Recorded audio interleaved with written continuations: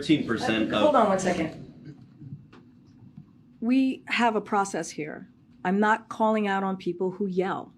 And you're being disrespectful to your colleagues, and you're being disrespectful to our guests. I will not call on you if you yell. And also, you're taking time off the clock because Dr. Fauci has to leave in a couple of minutes. I'm done. I'm not getting into a back and forth with you. Go ahead, Jeremy.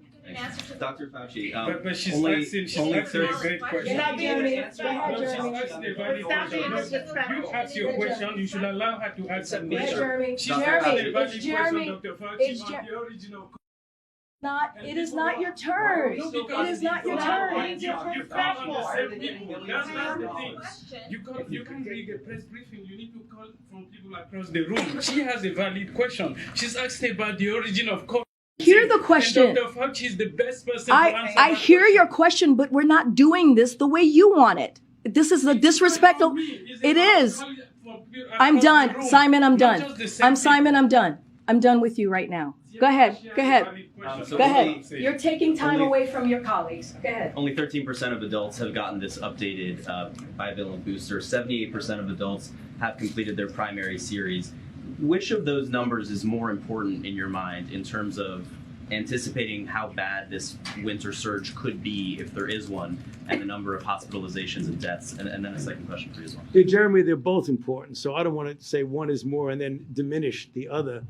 But the people who are most at risk are the unvaccinated. I mean, we have 68% of our population is vaccinated. You know, that means that we have 32% of the population that's not. And if you look at the data, they are just profoundly striking of the curves of death and hospitalization of unvaccinated versus vaccinated and boosted. So there is a relatively smaller difference in vaccinated and unboosted versus plus boosted. That doesn't mean you shouldn't get boosted, but the real danger is in the people who have not been vaccinated. So that's where we expect, if we're going to see a problem this winter, it's going to be among those people. And then as you reflect on the end of your time and decades in government service, and particularly your handling of the pandemic, did you imagine that this virus would still, as we are here today, be killing 200 to 300 people a day? No. Did you imagine, the level of cases, and what is your outlook for the future of this virus as you look in the next several years? No, I did not imagine that. I don't think any of my colleagues imagined that we would see a 3-year saga of suffering and death and 1 million Americans losing their lives.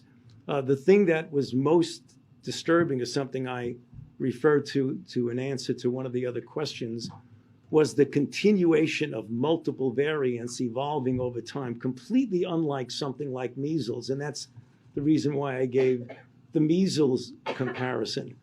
Where I think we're going is that sooner or later, and I hope it's sooner, we're going to equilibrate to a low level when there's enough background cross protection that unless we get a completely far way out different variant, we're likely going to see a continued lowering and lowering. Maybe we're going to see blips at winter and stuff, but hopefully it gets down. The message that Dr. Jarrah and I are trying to get to you today is that we can make that happen much sooner by vaccinating and by keeping updating on your booster. It's just really as simple as that. We're going to get there. We can get there with less suffering if we use the interventions that we have. If you want to let nature take its course, we're ultimately going to get there, but we're going to lose a lot more people than we need to.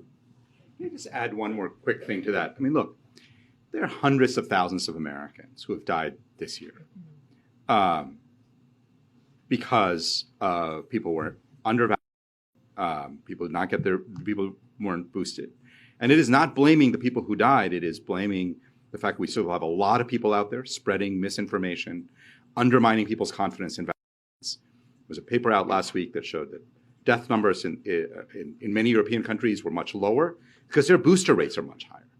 So the key point here is, at this point, we can prevent nearly every death in America from.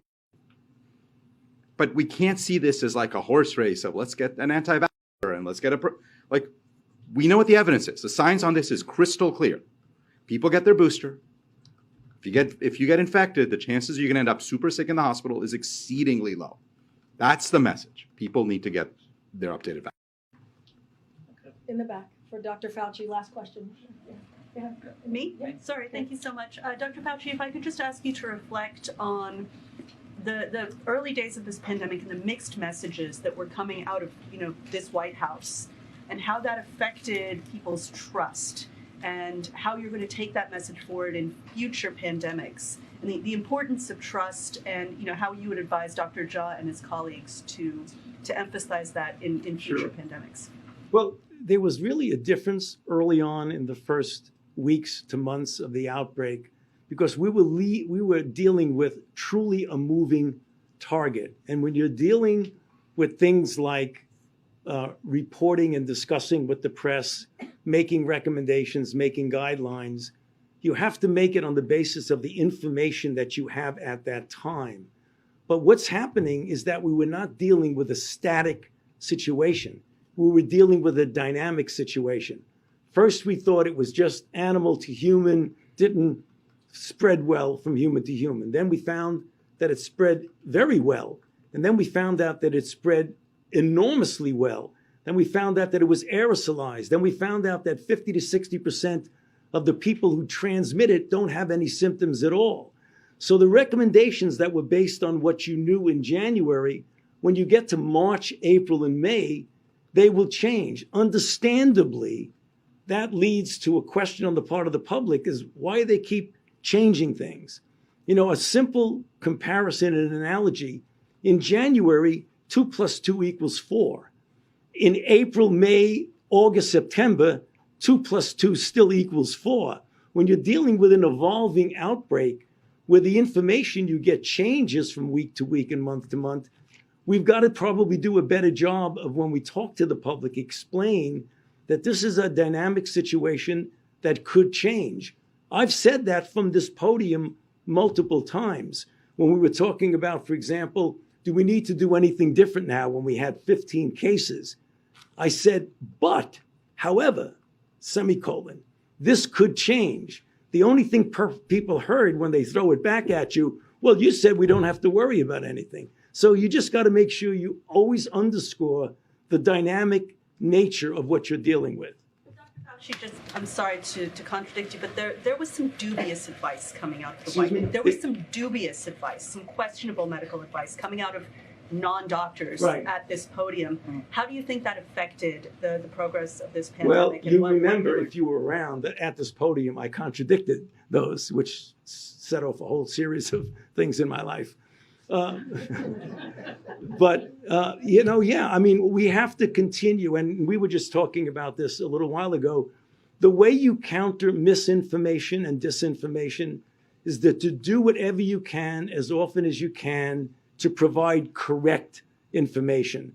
The people who have correct information, who take science seriously, who don't have strange way out theories about things, but who base what they say on evidence and data, need to speak up more, because the other side that just keeps putting out misinformation and disinformation seems to be tireless in that effort. And it's going to be very difficult. All right, thank you, Dr.